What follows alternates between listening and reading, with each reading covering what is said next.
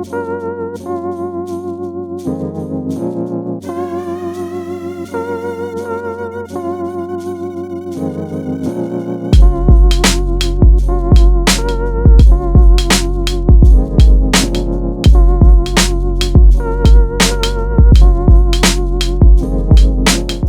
folks, today we are entering the Texas Card House here in Austin. Going to be hopping into a simple 2-5 session. Not a lot to say right now besides that. We're going to be into the game for 1800 because it's match the stack. We'll let you know how it goes. It shouldn't be too crazy.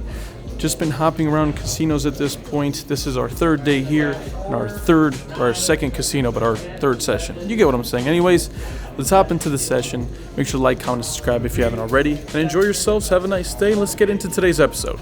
For this very first hand, I'm going to need you guys to buckle up. And one thing you guys will notice, the intros are shorter, they're sweeter, hopefully they're prettier, but doesn't take away from the crazy action you guys are going to be seeing in today's crazy session at TCH Austin.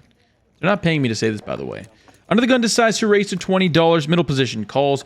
We look down at King 10 offsuit from the small blind. Not good enough to just make the call. I want to isolate one of these two players. I am out of position, and there is 50 some odd free dollars in the middle. So why not 3-bet here to $150? Unfortunately, the under the gun raiser decides to make the call, and the middle position player decides to do something no one expected, and that was the old back raise, $250 all in. At this point, I'm just trying to get the under the gun out of the way. He has around $600 total in his stack, so I'm trying to just jam and get this heads up. When I announce all in, it's clearly notified to me that unfortunately the size makes it so that it is a dead raise and I'm not capable of jamming over that. So this puts me in a really tough predicament. If I knew that, honestly, there's, sometimes where I'm never going to fold, but I would consider it if I had a live read on the under the gun player. But I decided to just throw in the call because that's kind of what I'm forced to do. And my opponent in the under the gun position decides to make the call as well. We're off to a flop 3 ways, hoping to hit some form of magic. And that's exactly what ends up coming. The poker gods have listened because we have asked. The flop is 10-4 deuce, and there is a flush draw out there. Well, I'm never going to be folding at this point, so I decide to go ahead and just open jam here for what is about $400 to $500 left in my opponent's stack. The under the gun player thinks it over for a brief moment before pretty quickly deciding to make the fold. He mentions slightly off to the left. I hear him say that he folded ace-9 suited. I think ace-9 of hearts is what I heard. But that just goes to show you we're in a fun game. This is going to be a fun session. And hopefully we're ahead. The turn card comes a 9 of diamonds. On the river comes the brick that's never changed anything, the deuce of spades. Awesome situation when we decide to show King 10. Our opponent folds. So, I mean, how can you hate on that? That sounds awesome to me. This next hand just goes to show you that, look, like I've said in the past, I've done a ton of studying. There's a bunch of things in poker that you can learn. And there's a bunch of things that tells you not to do a certain thing. The straddle is on in this next hand, and we look down at pocket eights. We decide to raise to $35. Middle position, a very tight player decides to 3-bet here to $135. Folds back over to me, considering there are some implied odds there, considering we are both well over 200 big blinds effective. I'm going to go ahead and make just the call. It would be a little too nitty to make this fold, although we can give him easily credits for jacks or 10s plus and ace king and ace queen sometimes. I'm almost always going to get paid off if I can hit a big flop, and if that's the case, it'd be burning money to raise and fold this. Anyways, the flop comes ace queen 7 rainbow. When I decide to check here, my opponent pretty quickly decides to check it back. And I will say that there is a little bit of a timing tell as well as just some range capping. When he snap checks back the flop, he's almost always saying what I think he has, which is, sometimes aces and sometimes a flop set with queens, but more than likely he's going to have a hand like 10s, jacks, kings, something like that. When the turn comes a 4, once again, I check and he instantly checks it back. So at this point, I'm confident he's got jacks, 10s, or kings. I'm hoping to fade one of those 3 cards on the river. Unfortunately, the river comes a king. I already knew that when the turn card came, I was going to be blasting off every single river that came. It didn't matter what it was going to be. I was going to go ahead and lead here for a large sizing of like $400 or $500. When it starts off with me here, we're going to put our chips where our mouth is. I go ahead and lead here for a pretty large sizing, and our opponent pretty quickly decides to fold pocket jacks. So pretty happy with the way we played that hand. Had to get to the streets. Unfortunately for him, we did bluff him out of this one, but I think we just got down and dirty and got the pot any way we needed to. 2 hands in, and we've been all in 2 hands in a row. Session's just getting started. This poker vlog's just getting started, and there's still so much more to come. We look down at Jack 10 offsuit here from early position. I decide to raise it up to $20. Folds over to our friend here in the big blind and the small blind. And they both decide to make the call, and we're off to a flop. The flop comes 10-4 deuce with 2 hearts out there. I decide to c-bet a little bit on the larger side, considering that, look, people in Texas are just super sticky, and I think I'm just throwing away value by betting small here. There's no reason to be a GTO superstar. So I bet $55, and the small blind decides to make the call. Big blind folds, and we're off to a turn card. The turn comes the 7 of spades. When he checks it over to me, he has around $250 left in his stack. And look, again, this is a massive sizing I'm choosing to go with, but what can I do? I decide to jam $250, really charging the absolute maximum against specific hands like flush draws and weaker 10s, which I'm targeting at this point are going to be 10-9 or 10-8. My opponent instantly calls. I literally couldn't have gone all in fast enough. My chips aren't even out, and he decided to make the call. That's never good. I ask him how many times he wants to run it. He asks to run it twice. I oblige. The first river is an 8 of spades, and the second river is an 8 of hearts. So I show down my Jack 10, and he shows a 10 of spades. So maybe he has a hand like 10-9 suited, I guess, but happy to take that one down. And again, that just goes to show you, Texas poker is different. It just is. It just is different. At this point, we are 3 hands in. We've been all in 3 times. We are absolutely in the mix. We are so in the mix that you might think that I'm baking a cake at this point. Anyways, early position decides to limp here. Somebody in the cutoff decides to isolate to $35. The button calls. I look down at 4-5 of hearts. I decide to make the call, and so does the early position limper. We're going off to the flop. The flop comes ace, 5, king, rainbow, and there is 1 heart out there. The action surprisingly checks through. I would imagine that this is a board texture that's going to absolutely crush one of these isolation raisers' range. And if not, at the very least, if they have some kind of gut shot, they should be firing at this board. Leads me to believe they have some semblance of showdown value that they want to get to. And we see the turn card that comes at 3 of spades. I decide to take advantage of this spot and go ahead and bet here as a bluff. I bet for $50. Early position decides to fold. And now the cutoff and the button both make the call. Obviously never good here, looking to get bailed out by a pair, a 2 pair, or I don't know, something on the river that could be a scare card I can lead on. And the river comes just that, as it comes a 5 of clubs. We now make trips. We have a monster hand, and I'm looking to go massive here. I want to bet the size of the pot at the very least, maybe even more players are. At this point, I look down at my hand, and is it 4-6 of hearts? Is that a 6? Is that a 6 that I see? Well, whew, we're pretty effed at this point. I go from thinking that I have a massive value hand to I have 6 high.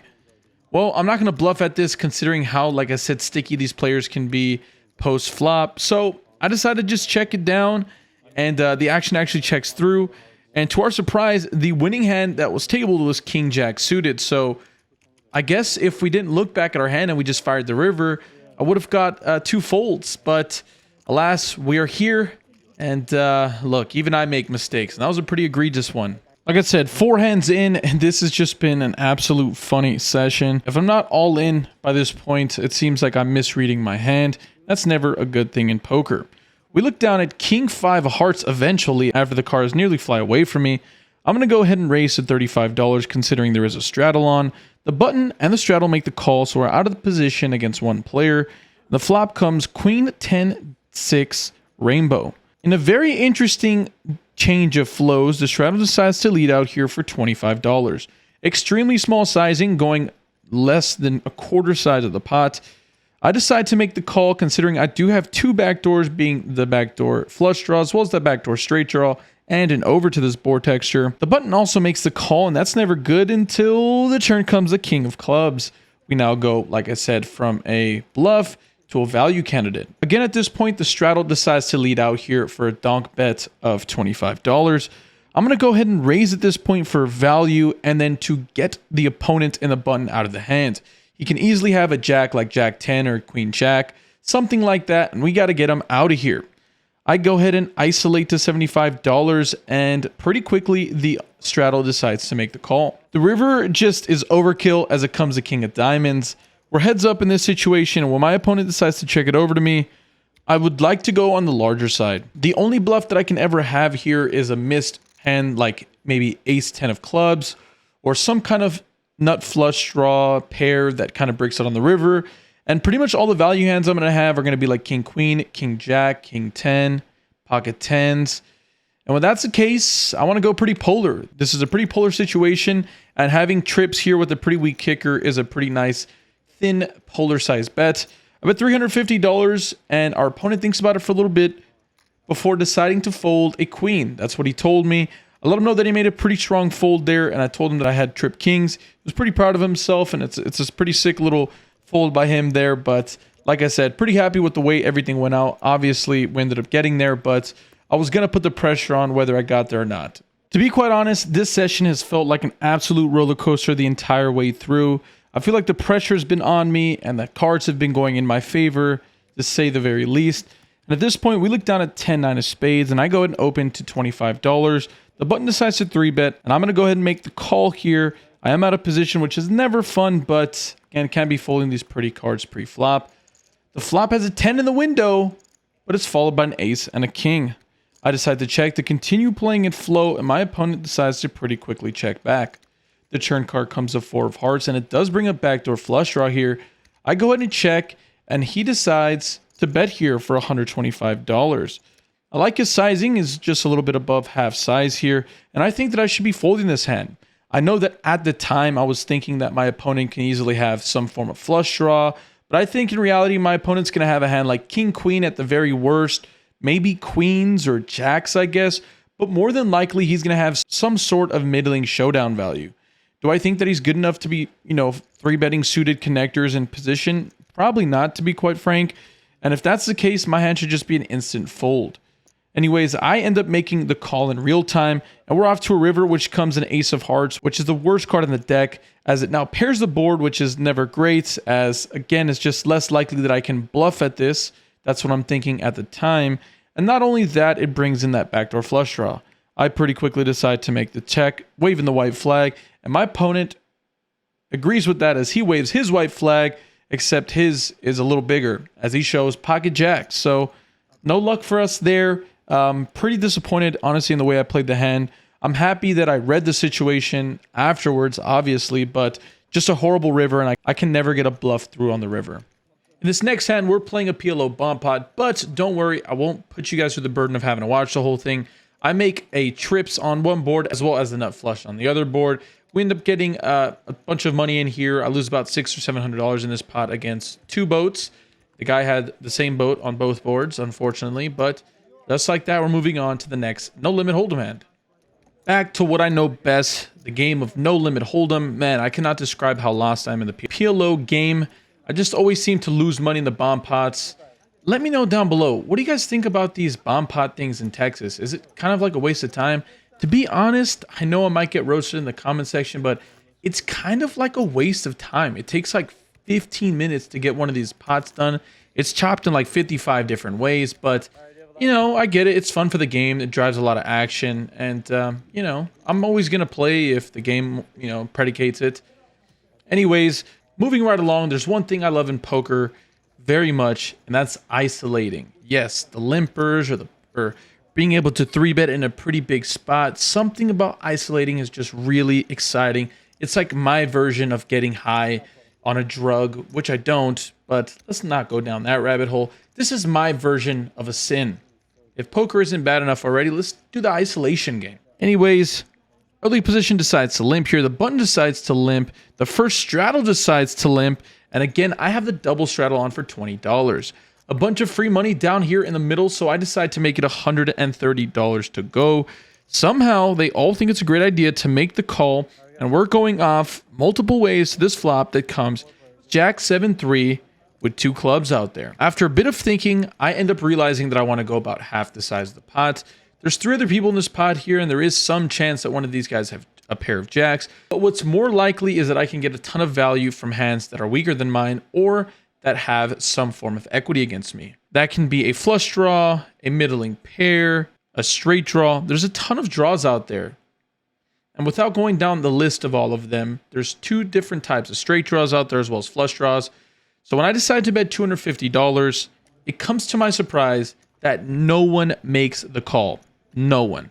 Everyone gets to fold in, and just like that, we end up winning like $500 or $600 with no real pushback. Isolation rocks. The following hand, early position decides to limp here, which, if you guys haven't noticed, seems to be what's been going on this entire session.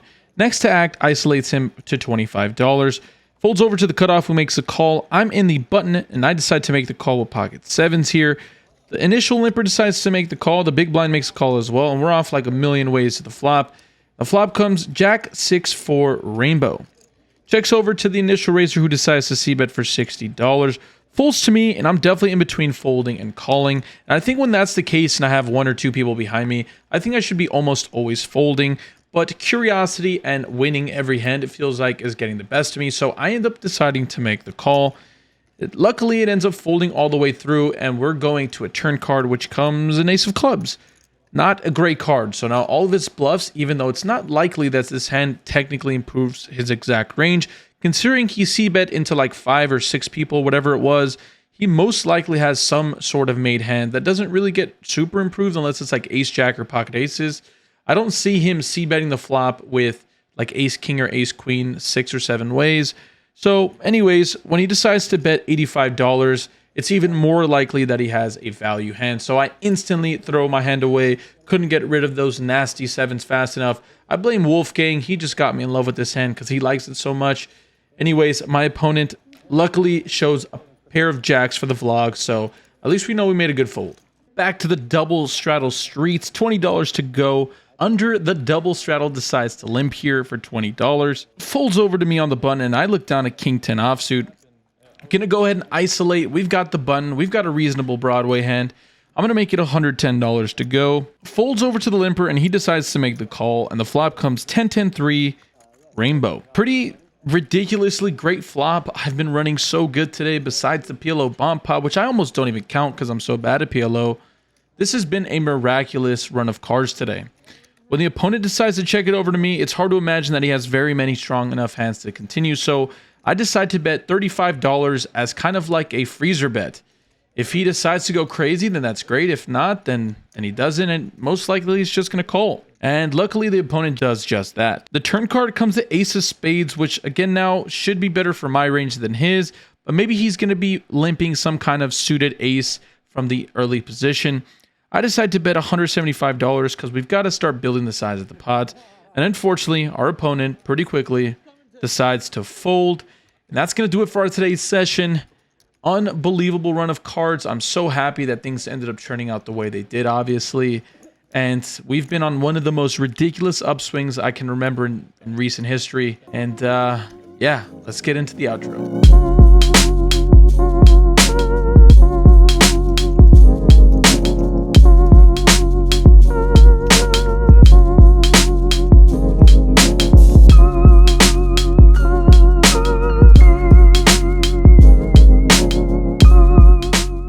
At this point, we're back home, but I still have some numbers to go over with you guys regarding this session. We were into today's session for $1,800. We didn't have to top off considering we won a pretty big pot at the beginning, and then anybody that wanted to match the stack would be matching our stack. We ended up cashing out for over $3,000, just shy of $3,100. Gonna be a pretty decent win in my really bad math of like $1,200 or $1,300. Which again, I can never complain about. That's a pretty massive win for 2-5. In reality, we're playing like, 5-10. But today's session was an absolute blast. I ran absolutely golden throughout the whole thing. We would have had a monster session, I think, if we didn't end up getting derailed from that PLO bomb pot. But again, let me know what you guys think about PLO bomb pots in Texas. In my opinion, I'll do it because of the action. But in reality, I hate it because it takes literally 10 to 15 minutes every single bomb pot because you have to do all this math, and it's just too much work in my opinion. But if it's gonna drive the action up, it's hard to complain about it. You just gotta deal with it, I guess. Buy any merch in the store if there is any left at this point. More importantly, if you guys haven't already, make sure to drop a comment, like, and subscribe on the video.